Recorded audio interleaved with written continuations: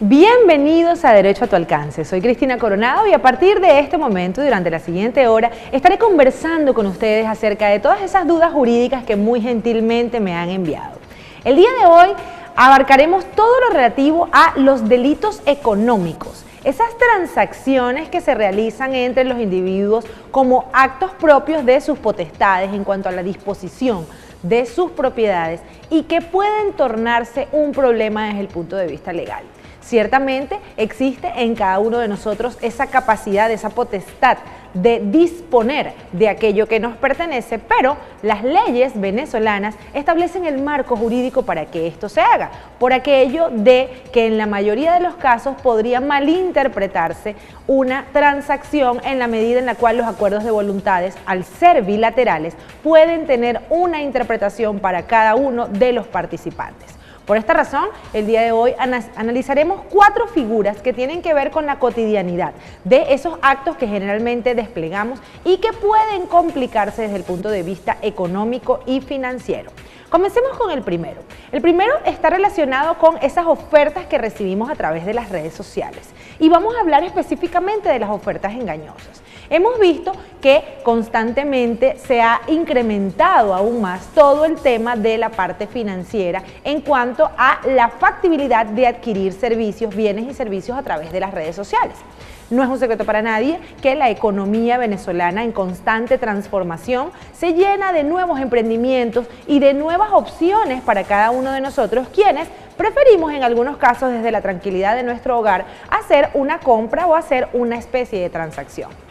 ¿Qué ocurre cuando lo que se nos oferta no es exactamente lo mismo que nos llega? ¿En dónde está un acuerdo de voluntades mediante la cual hay unas letras pequeñas que me impiden a mí hacer un reclamo o por el contrario sí puedo acudir? ¿Existe alguna institución mediante la cual yo pueda hacer uso de mis derechos como consumidor y constatar justamente que lo que se me está ofreciendo no es lo correcto? Pues por supuesto que sí. Recordemos que el derecho a lo que tiene que ver con el libre comercio está regulado por nuestras leyes y contempla justamente, más allá de ir contrarios al monopolio, el deseo de auspiciar la economía nacional y también la internacional, el deseo de permitir que entonces adquiramos bienes y servicios a través de diferentes ofertas, a través de diferentes plataformas que básicamente lo que hacen es una especie de vitrina digital mediante la cual nos muestra qué es lo que se está ofertando, cuál es el producto que existe allí y nosotros decidimos si está apto a nuestras necesidades y corresponde justamente hacia lo que queremos. El punto es, ¿qué pasa en aquellos casos en los cuales ese producto que se nos está ofertando no termina siendo el mismo que terminamos comprando?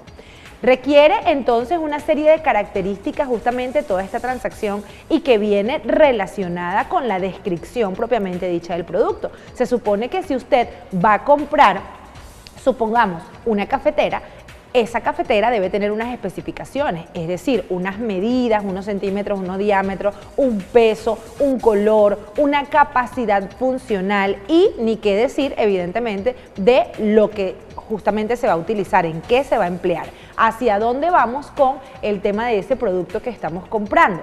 Y esto evidentemente se va a convertir en una transacción. Esa persona que ofrece ese producto me está indicando que ese producto tiene un precio y ese precio yo puedo estar o no de acuerdo y comenzamos a negociar. En algunos casos el precio es innegociable, sino que si se trata, por ejemplo, de una tienda digital, entonces el precio es único y no tiene ningún tipo de fluctuación. Pero si por el contrario se trata de una oferta de libre mercado, entonces usted puede hacer un ofrecimiento mediante el cual el vendedor decidirá si se lo baja de precio o no. En este orden de ideas no habría ningún problema porque toda esta traza comunicacional queda electrónicamente allí resguardada. Usted indica entonces una serie de condiciones, la persona establece si está de acuerdo o no y en base a estas condiciones sencillamente se comienza a llevar a cabo esa transacción. Métodos de pago. Evidentemente, al tratarse de transacciones desde el punto de vista digital, los métodos de pago por excelencia serán cuentas bancarias, serán transferencias nacionales o internacionales, pago móvil, evidentemente algún intercambio allí de comunicación que tiene que ver con justamente esos datos y que colocan al vendedor en una especie de exposición. Fíjense que evidentemente allí vamos a darnos cuenta que cuando existe el cruce de datos electrónicos, de datos informáticos que tienen que ver con cuentas bancarias, estamos dando como una especie de buena fe. Cuando suministramos nuestra cédula de identidad, cuando suministramos nuestra cuenta bancaria, cuando en este caso esperamos el pago, estamos atentando o apelando justamente a lo que tiene que ver con la buena fe del individuo que está llevando a cabo esa transacción. Pero podría haber entonces alguna especie de mala fe bilateral, es decir, tanto la persona que está diciendo que vende algo no es exactamente eso que está ofreciendo, como la persona que está ofertando el pago no está realmente cumpliendo. Recordemos que desde el punto de vista de lo que tienen que ver con las estafas, existen múltiples formas o mecanismos desde el punto de vista delictivo para llevarlas a cabo. Una de las más comunes que hemos visto tiene que ver con la calidad o cantidad de producto que se nos ofrece. Por ejemplo, en materia de bienes y servicios comestibles, nos damos cuenta que quizás la fotografía que forma parte de la oferta en aras de lo que tiene que ver con la comercialización, no termina siendo la apariencia del producto final. Y en este sentido, resulta muy importante que cada uno de los usuarios observe cuáles son las especificaciones del producto. Si usted está comprando de repente algo de comida, usted tiene que verificar qué es lo que le ofrecen que tiene, cuántos gramos, qué tipo de ingredientes trae. Y aunque no los imagino, de pronto haciendo como una especie de disección de ese producto que están recibiendo, como para constatar si realmente, en el caso de una hamburguesa, por ejemplo, fuesen tantos gramos de carne o no, pero hay personas que sí se dedican a hacerlo. Sí imagino que existe una percepción instantánea del momento en el que recibimos el producto. ¿Qué ocurre si el producto que estamos recibiendo no es el correcto? Imaginemos que es un producto comestible, evidentemente es perecedero. Entonces acá lo que hay que hacer es una evidencia digital para dejar constancia de que ese producto no es el que nos ofrecieron o no se parece ni siquiera cerca a el de la fotografía propiamente de lo que es la publicidad. Esto se denominan ofertas engañosas. Por otra parte, está también esa conducta antijurídica del individuo que falsifica las transferencias, que falsifica los pagomóviles. Existen algunas entidades financieras que todavía pueden hacer reverso de las transacciones, pueden hacer justamente todo lo que tiene que ver con un reverso de la transferencia. Entonces usted perfectamente puede hacer un capture de una transacción, enviársela a un individuo y esa persona confiarse con que ya está realizada, pero luego usted en su mismo banco la revesa. Eso evidentemente constituye un acto de mala fe que puede ser sancionado porque puede estar tanto del lado de quien oferta un servicio o un producto de una manera engañosa como del lado quien oferta un pago y no lo materializa. Esto es una conducta que puede ser perseguible desde el punto de vista jurídico penal con la interposición de una denuncia en la cual usted suministrará todos los datos que tienen que ver con la publicidad propiamente dicha y con todos los datos de identificación de la o los responsables de llevar a cabo esta transacción, siempre y cuando tenga usted una completa disconformidad con la negociación y con el servicio que se le está siendo brindado y que no obedezca a un capricho, es decir, no estaba tan sabrosa como yo creía, eso ya es algo subjetivo, pero si se trata de circunstancias divergentes en cuanto a peso, calidad o algún tipo de funcionabilidad, evidentemente usted puede formular su denuncia a los fines legales consiguientes. No se vayan porque al regreso vamos a hablar de otras modalidades en cuanto a transacciones económicas que pueden transformarse en una figura jurídica que amerita una investigación penal. Ya volvemos.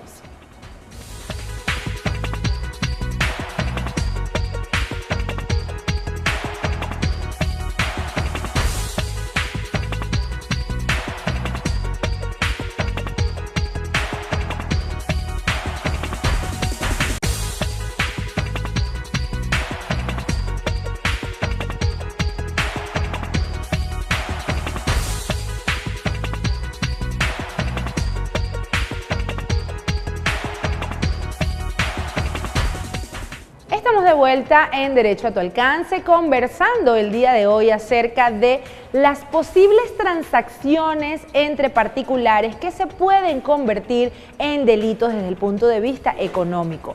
En la primera parte del programa hablábamos acerca de estas ofertas engañosas que recibimos a través de las redes sociales. Estos productos, estos servicios que nos ofrecen y que nos pintan como una maravilla, pero que al momento de llevar a cabo la transacción no nos encontramos satisfechos. ¿Qué hacer? ¿Existe algún organismo mediante el cual podamos acudir? ¿Existe alguna forma mediante la cual podamos ejercer el reclamo de nuestro derecho?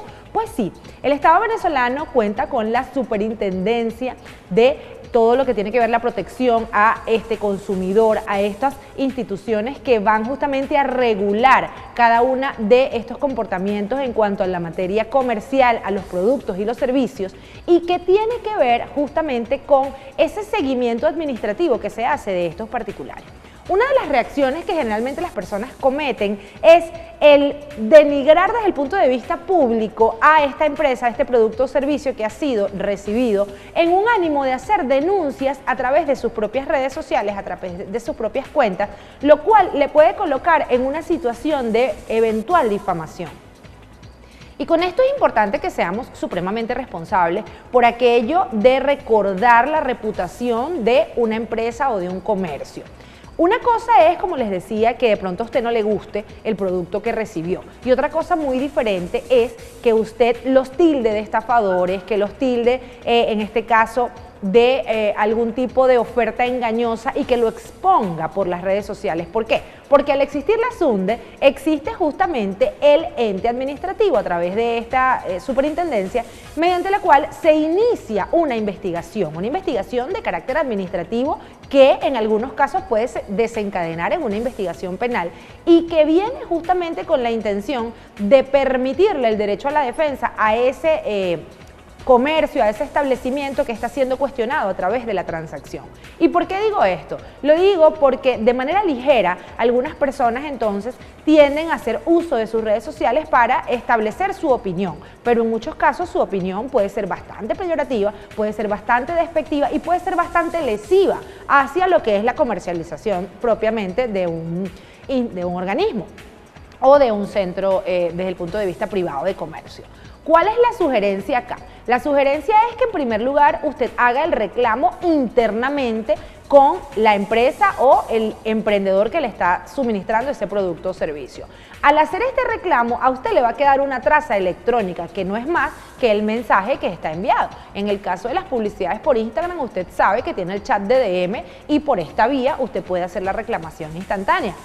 ¿Existirá entonces una respuesta o no? Y dependiendo de esa respuesta, entonces esa transacción podría configurarse en una solución para usted o en un problema mayor. Podría ser que la respuesta sea una negativa hacia lo que es su disconformidad con la transacción, lo cual entonces podría llevarlo a usted a un siguiente plano, que es justamente la iniciación de un procedimiento administrativo a fin de que se verifique la calidad, cantidad o licitud de los productos que están siendo comercializados. Usted perfectamente lo hace y se iniciará entonces este procedimiento en aras de determinar qué es lo que ocurrió.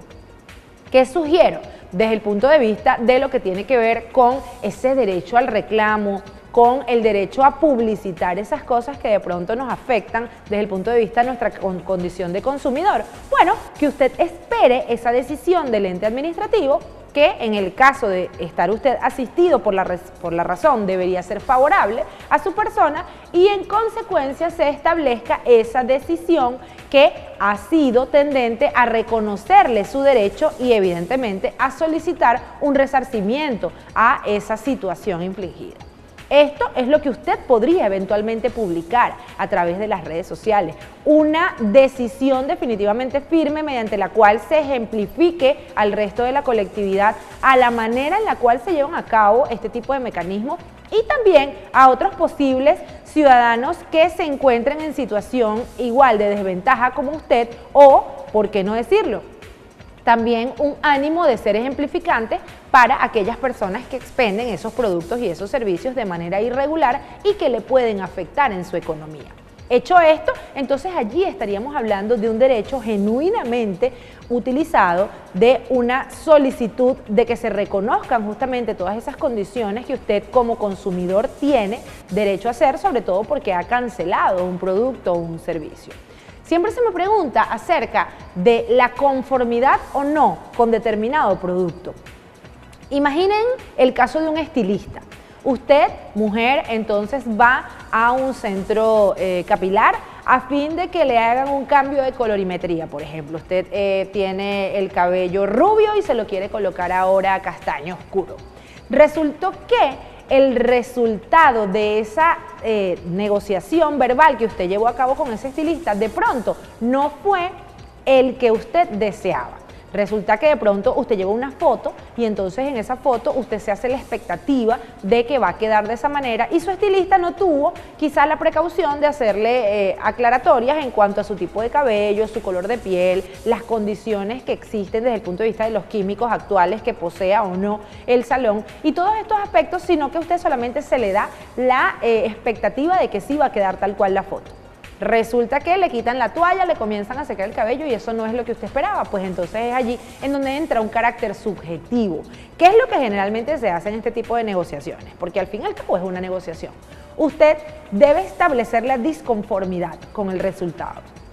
Si la persona no tiene ningún ánimo de mediación, no le da una explicación que a usted le satisfaga, entonces evidentemente usted podría eventualmente generar un reclamo en la superintendencia, pero el punto es que le van a solicitar medios probatorios. Entonces, ¿qué tendría que hacer usted? Bueno, tomar la precaución de tomarse una foto previo a la realización del trabajo, otra en donde usted establezca exactamente qué fue lo que pidió, dejar constancia de su presencia en el lugar, porque a veces no lo hacemos, a veces sencillamente decimos yo fui tal día a tal lugar, pero no nos hacemos una foto en ese sitio, no pedimos un recibo, no dejamos constancia de que realmente estuvimos allí y si en ese lugar no existen cámaras de pronto de seguridad, ¿cómo se puede decir? Va a ser su palabra contra la mía. Entonces todo eso va a tener justamente un ánimo de dar una cantidad de pruebas que sean suficientes para demostrar que usted estuvo allí. Siempre apelemos al sentido común del individuo. Antes de llegar a una instancia disciplinaria, administrativa o judicial, tratemos de mediar, tratemos de llegar a un arreglo y a un acuerdo, porque al fin y al cabo es una transacción privada entre las partes, entre usted y esa persona que le iba a prestar ese producto o servicio. Si esto escapa de las manos, es allí en donde es necesaria la intervención del Estado para establecer un pronunciamiento que se adecue o que se aproxime a los ánimos de justicia en aras de poder justamente constatar cuál es ese resultado. Lo cierto es que puede usted ser justamente un medio ejemplificante de la manera correcta de hacerlo o por el contrario, la manera en la que no se deben hacer los reclamos que son tendentes a los ánimos de violencia, a los ánimos de exposición pública, de escarnio y de circunstancias que quizás lo vayan a alejar de ese objetivo que usted tiene, que es obtener un producto o servicio con satisfacción. Al regreso vamos a hablar acerca de transacciones bastante comunes que se transforman en estafas y que ameritan una investigación penal. No se vayan.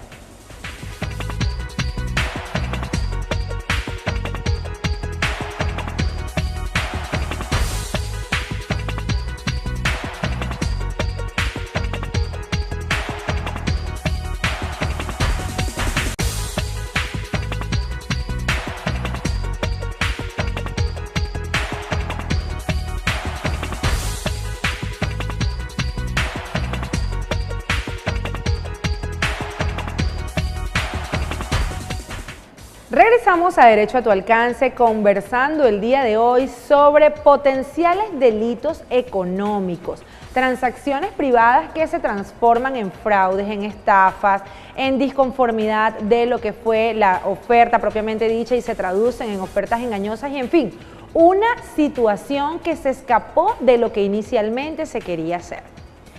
Imagine que usted tiene un deseo de ahorrar y siente justamente una necesidad de llevar a cabo un sistema de ahorro que sea lo suficientemente seguro como para lograr que usted adquiera una determinada cantidad de dinero en una determinada cantidad de tiempo.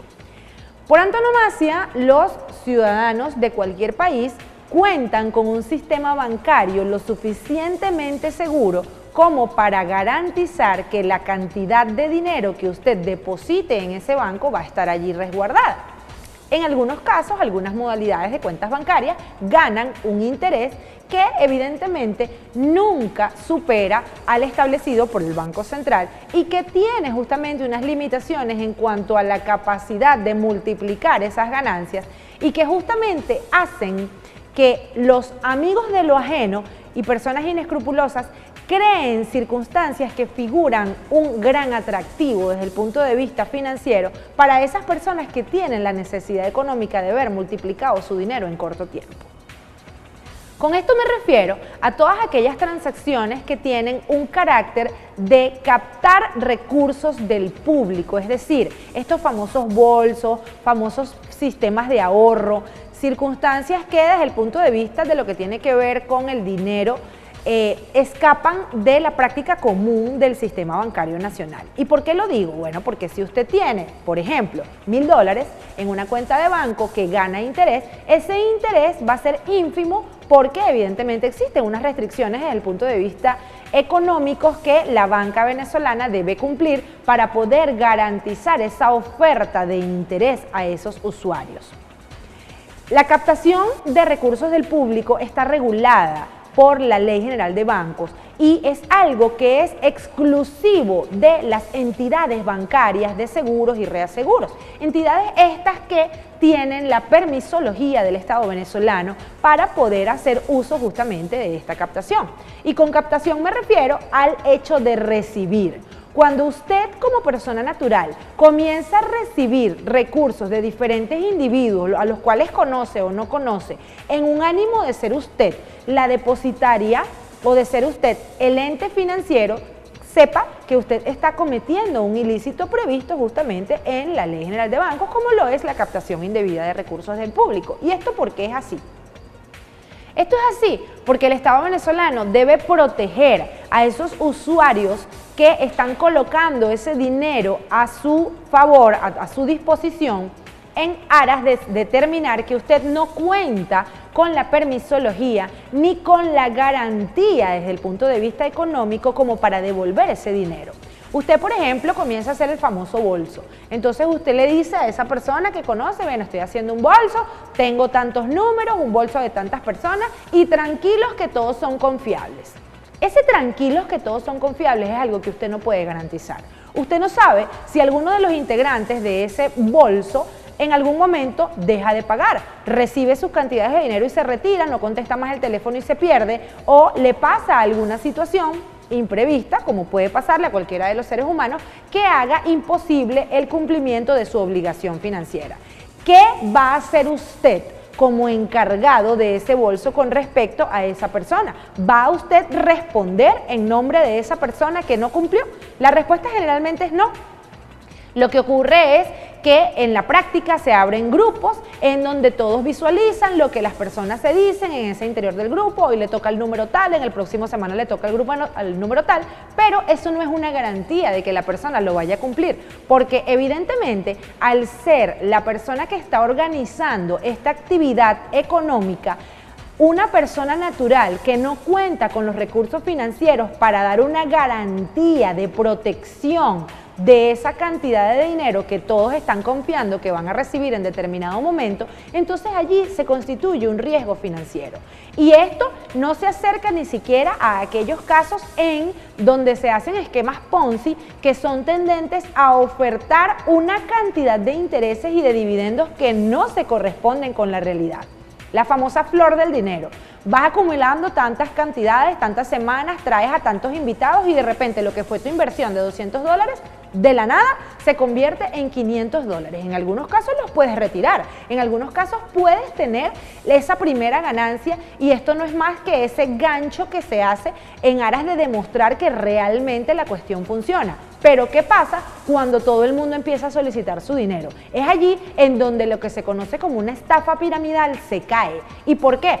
Porque las estafas están sostenidas por las personas que están en la parte de abajo. Imagínense una pirámide, un triángulo, en donde las personas de abajo son las que van soportando las de arriba. Evidentemente las de arriba van a tener su cantidad de dinero allí visualizándola. Pero cuando las personas de abajo empiezan a retirarse, ¿qué pasa? Esto se cae. Y al ser así, lo que se está dejando en manifiesto es que todas las personas que estaban involucradas en esta transacción fueron estafadas y deben formular una denuncia por ante las autoridades pertinentes en aras de que se investigue, se individualice y se detenga a estas personas que están captando recursos del público de forma indebida y no están garantizando que ustedes reciban ese retorno de inversión. Al regreso hablaremos sobre las famosas transacciones de vehículos que se transforman también en modalidades de estafa en las que usted cae incauto como parte de su buena fe. Ya volvemos.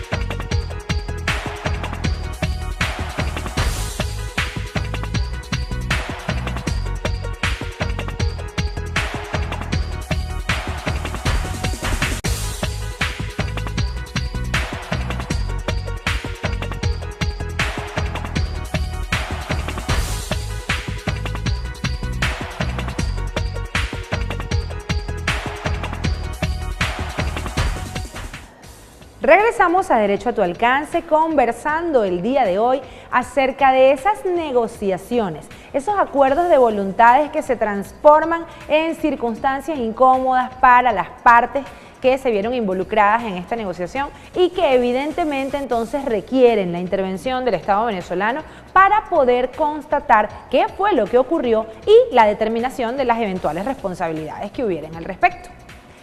El tema de los vehículos. Hemos hablado en algunas oportunidades acerca de los nuevos parámetros que ha establecido el Estado venezolano en cuanto a la documentación que usted requiere para comprar un vehículo. Pero lo que vamos a hablar el día de hoy es ¿qué ocurre con esas transacciones verbales, esas transacciones que no están de pronto escritas o que no están formalizadas en una notaría y que establecen algunos pagos, en algunos casos por parte, o que establecen algunas condiciones que quizás no son las normales? ¿Y por qué digo normales? Porque generalmente en una transacción comercial usted tiene un producto que va a vender y este producto tiene un precio y usted cancela el dinero producto de ese artículo y evidentemente al estar satisfechas las dos partes existe entonces la transacción propiamente dicha, que no es más que la entrega de esa cosa a cambio de la contraprestación dineraria. Allí diríamos que se perfecciona una compraventa de manera perfecta. Pero ¿qué pasa cuando en transacciones, sobre todo en materia de vehículo, el pago o el costo del vehículo se fracciona o se hace con otros vehículos? Es aquí en donde la cosa se puede complicar. Han habido muchísimos casos de estafas que iniciaron justamente con este tipo de negociaciones. De repente, a mí me gustó un vehículo y para comprarlo no tengo toda la cantidad de dinero, pero tengo un vehículo que evidentemente tiene un menor valor, entonces yo hago la transacción y entrego este vehículo más una cantidad que a todo evento entonces haga la diferencia el monto total del vehículo. ¿Qué pasa cuando la estimación que yo le doy al vehículo que tengo está por encima de su valor real? ¿Esto es lícito? Pues la respuesta es no.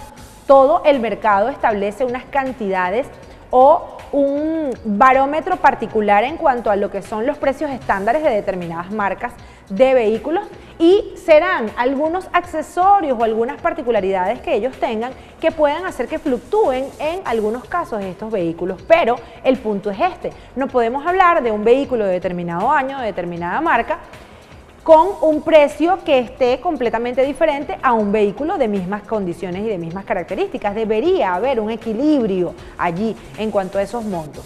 Eso ocurre cuando las personas entonces, en el ánimo de ponerle precio a su producto, pues sencillamente dicen esto es lo que vale y punto. Si la otra persona lo aceptó, pues podríamos decir que estamos en un acuerdo de voluntades y mientras no se trate de un acto que afecta la voluntad o que afecta justamente la coacción, entonces podríamos decir que es lícito. Pero el punto es que en algunos casos, este vehículo, suponiendo que este sea el caso, que está siendo entregado, no cumple con las condiciones mínimas para su funcionamiento. Imaginemos que el vehículo entonces se encuentra en un estado deplorable y lo que se nos indicó no era eso.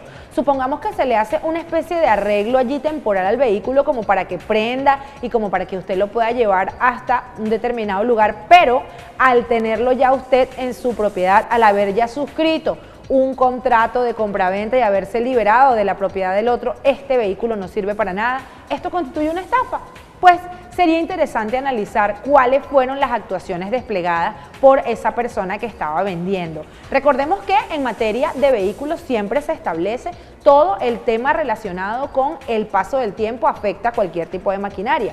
Y al estar vendiendo entonces algo que evidentemente es usado, no podemos dar una garantía completa de su funcionamiento. Sin embargo, existen una serie de actuaciones tendentes a ocultar eventuales vicios que existen en un vehículo, daños que están en un vehículo y que son conocidos por la persona que vendía.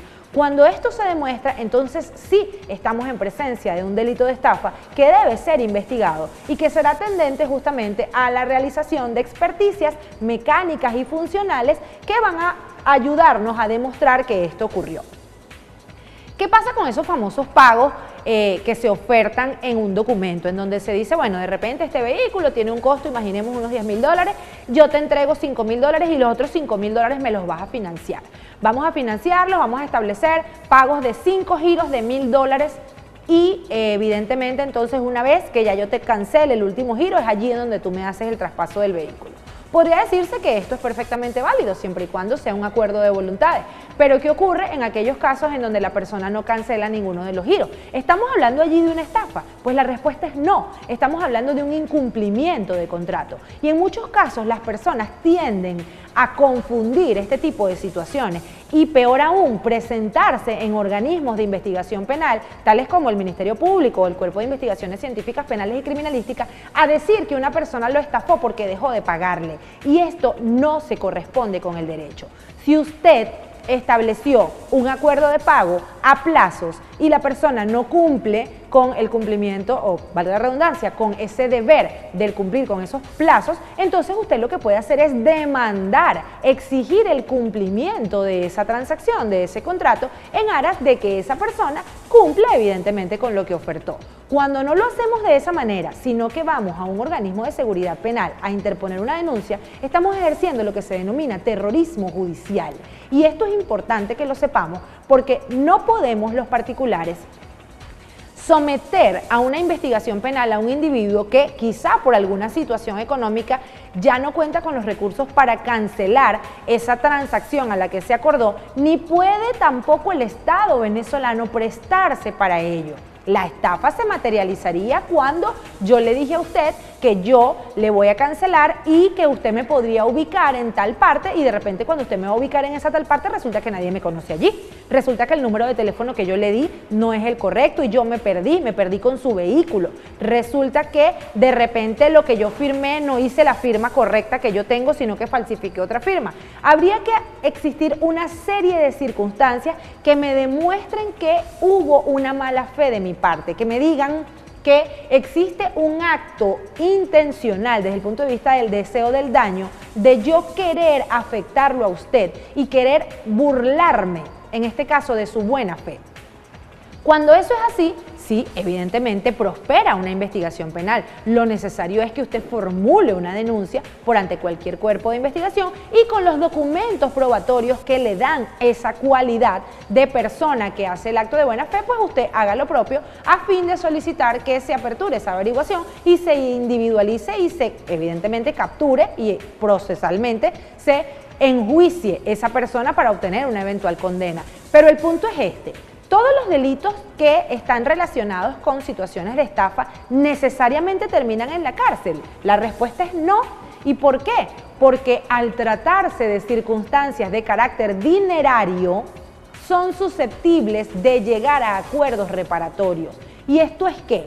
Esto no es más que el reconocimiento tácito de esa persona que fue denunciada, de decir, sí, es verdad, lo que hice no estuvo bien, pero le ofrezco a usted un resarcimiento económico. ¿Y cómo lo hago? Bueno, lo hago frente a un juez, frente a un fiscal, frente a mi defensor y le digo, estas serán las condiciones en las que yo llevaré a cabo esta transacción. Si usted está de acuerdo y el juez lo homologa, evidentemente entonces se procederá a un nuevo lapso mediante el cual se hará cumplimiento a ese acuerdo reparatorio.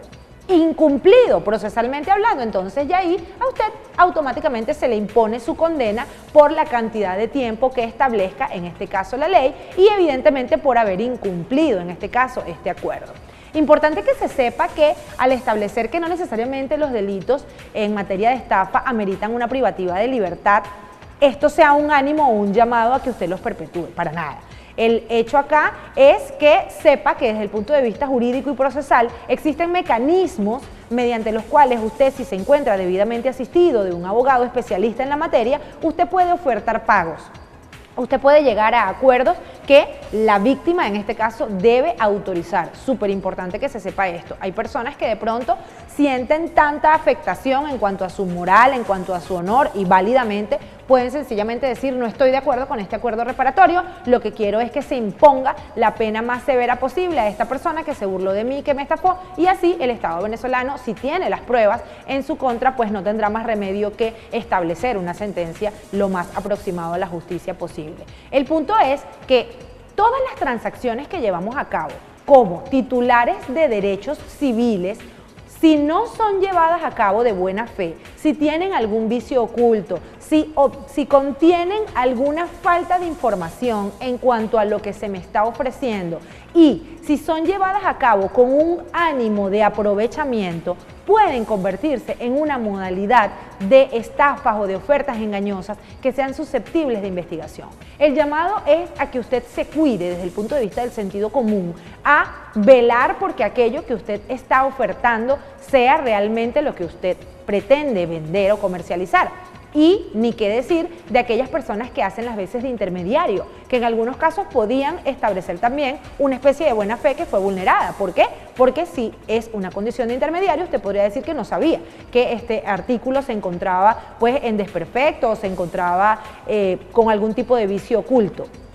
Y por esta razón, en el ánimo de las transacciones comerciales, lo mejor es dejar claro cuáles son las condiciones específicas de lo que se está vendiendo, cuáles son las características propias de ese objeto, cuáles son los eventuales riesgos a correr, y que sea de la manera más transparente posible este acuerdo de voluntades para que usted no sea sometido a ningún tipo de investigación penal y lo que pudo haber sido una transacción económica termine entonces en un problema ante un tribunal o un organismo de investigación. Esto ha sido todo por hoy. La invitación es para la próxima semana para que me acompañen a seguir respondiendo a cada una de esas interrogantes, a ir conociendo cada una de esas cosas de nuestra cotidianidad que nos hacen recordar que el derecho está a tu alcance.